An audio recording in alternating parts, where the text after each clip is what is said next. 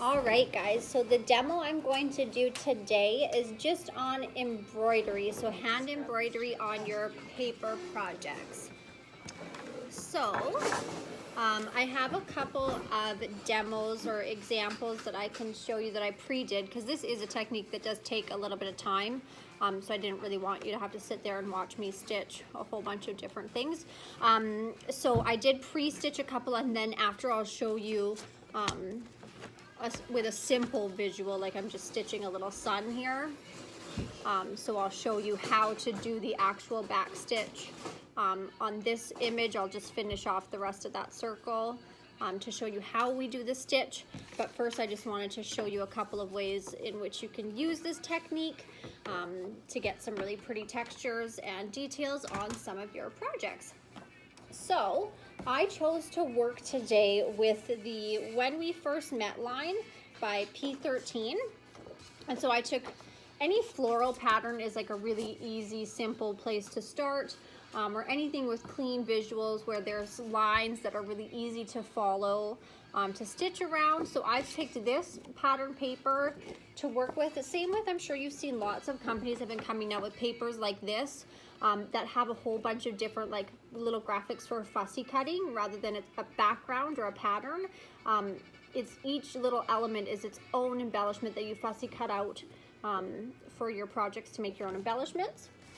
And so with that one, I'll show you that one first. So this I just cut out of, you can see there's like a little spot missing. I cut this floral out of there. I didn't fussy cut it first. I just loosely cut it. Like, I'll show you what I mean. So if I was gonna do this one,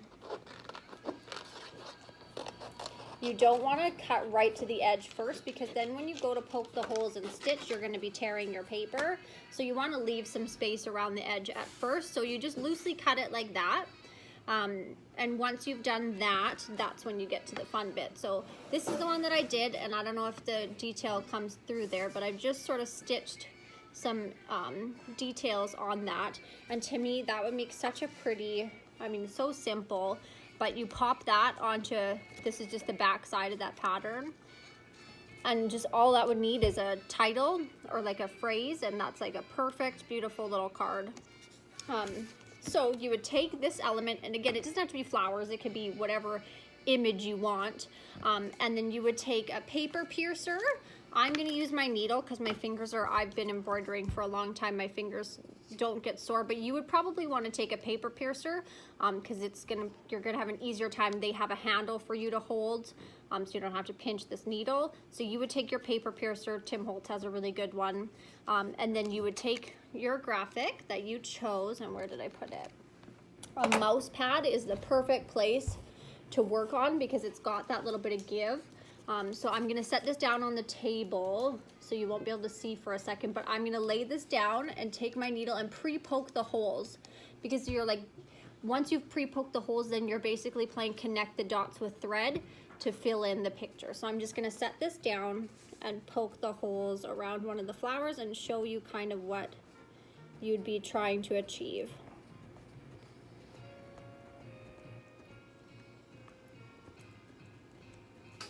And you don't have to be perfect.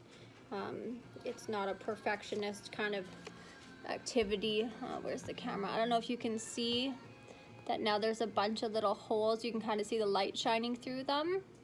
So I've pre-poked those holes, and then that's where you would stitch to outline your shape. So you pre-poke those holes, and then you would take your thread and fill them in to give you that sort of finish. So I'm gonna just show this YouTube video. You can see the holes there. Chantel, did you use like the whole 6 strands? I use all 6 strands, yeah. I find that if you split it up, I mean, go ahead and do that, but I like the bold look of how heavy that thread is. Yeah. If you want a more delicate look, by all means, you can split that embroidery floss up into 2 or 3 strands. But I like the heavy look of the 6 strand. Yeah. Okay. So that is one way of doing it, by cutting apart these embellishment sheets. But you can also straight onto a pattern paper like this floral one that I was showing you. So this was just a full sheet of paper, and I cut it down to a 5 1/4 by 4, so it would mat nicely onto a card. But for this one, I just stitched right onto the pattern paper. So you can see I stitched just a straight line border around all the edges. And then I just picked one flower on this paper to sort of pop with that stitching. And it just sort of gives it a more finished look. It's just one piece of paper, but I mean a title or like a sentiment, and that would be a perfect card for somebody. For just about any occasion. So you can see I've stitched around the outside edge and then around one of the little floral clusters there.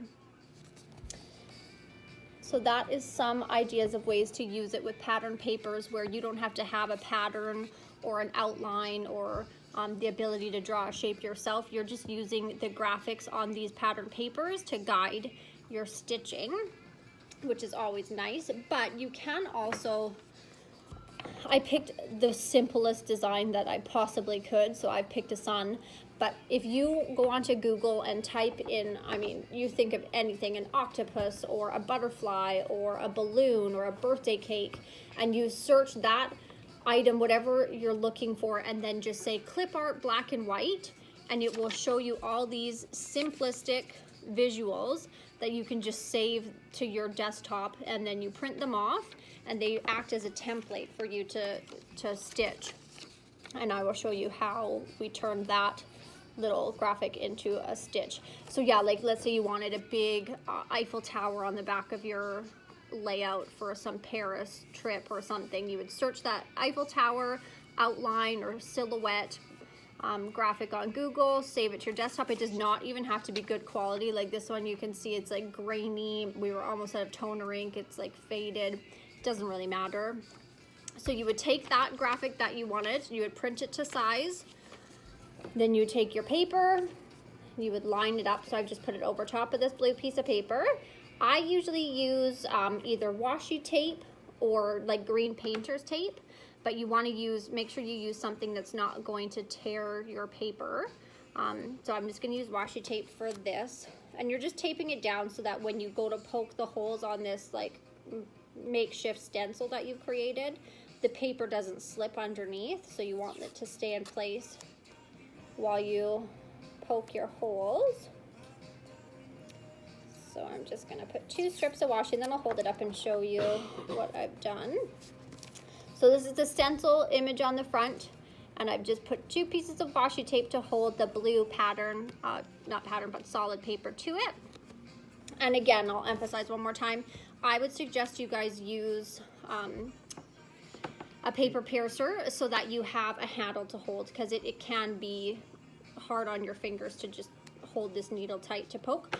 But now all you're going to do is you're basically going to just draw with your paper piercer a bunch of little dots around the circle, and then 1, 2 on each ray, like just a little poke, poke, poke, poke, poke, poke.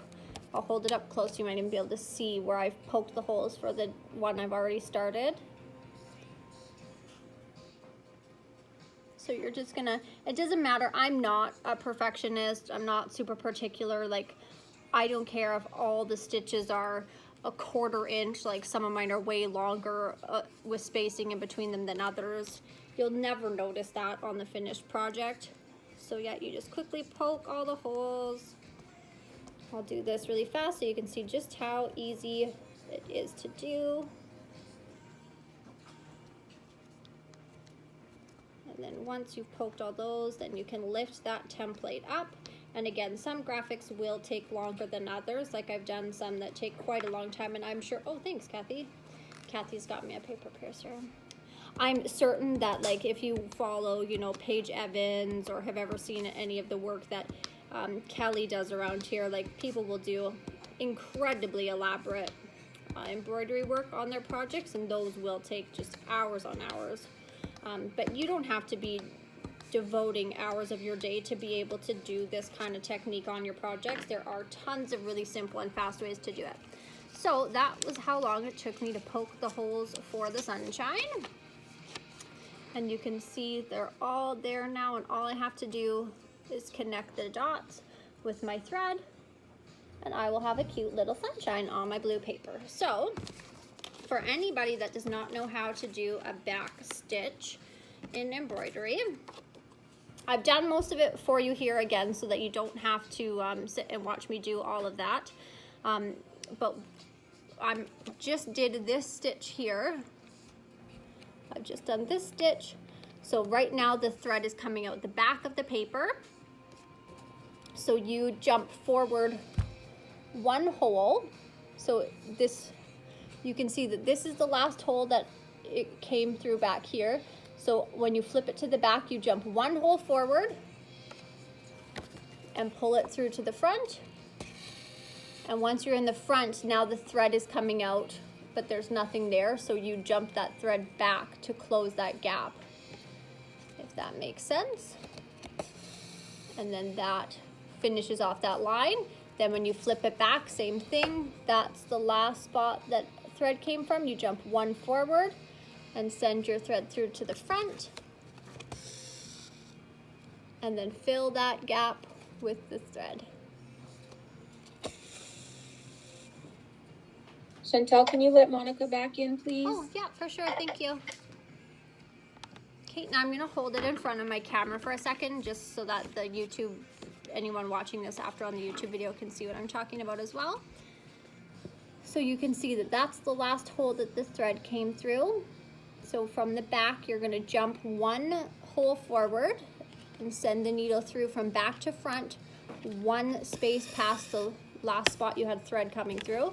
Then when you flip it to the front, the thread's coming out and there's a gap in your line. So you're just going to jump back and send your needle through there like that.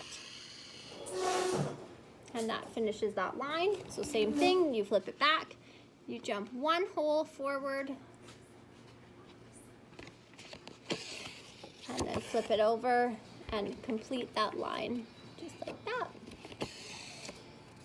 All right, so now I'm just really quickly going to finish this little sunshine off so you can see. Chantel? Yeah. How do you, like I get that, I follow that. Yeah. But how did you do the rays? So for the sun ray here, I'll pick up the other one and show you. Just 1 second here. I have 2 more stitches on this, Karen, and then I will cut this thread and I'll show you the rays. Okay, so that is the finished little sunshine. That'll make a super cute little bright embellishment for the front of a card or on a layout or really anything. So that is that. I just tied a knot around it to finish it off. And there it is. So let me pick up this one that I pre-poked here and show you how I did the rays. Okay, so for the very first one, all you're gonna do, I picked a short ray. You start from the back, you send your needle through from the back first, over to the front, and then back. Okay, so now I've got my loose end coming out the back as well as my full strand, and one short little line on the front, and I'm just gonna quickly tie a knot so that my thread doesn't go anywhere.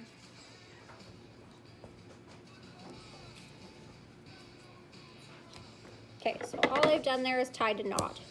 So we have one short ray and a knot on the back. So then I just jump to one of the 2 holes. So it's gonna be so hard to see those little holes there. But this is one of the holes for the long ray. Those are the 2 holes for the long ray. So I'm just gonna, from the back, always start these stitches from the back. I'm just gonna do one of the 2 holes for the long ray, pull it out the back, and then finish the, so now I'm gonna take the second hole from that long ray and stitch it just like that. Then when I flip it to the back, I'm gonna find the first hole from my next ray and stick it in from behind, flip it over and finish off that line for that ray, just like that. So now I have 2 small and a long ray. So then I have to go back to the back side, which is where my thread's coming out. I find the first hole for the next ray of sun. and flip to the front and complete that line. Does that make sense, Karen? Yeah, awesome. So you're basically just, you flip to the back, pick the first of the 2 holes for that ray, flip to the front, and complete the line. Then flip to the back, pick the first of the 2 holes for the next ray, flip to the front, and complete that line. And just do that a whole bunch of times until you have a finished sunshine. So that is how you do embroidery on paper, and that's a few different ideas on how to use that technique on your projects. Does anybody have any questions? Yeah, it's a pretty straightforward technique. Awesome, cool. Thank you guys.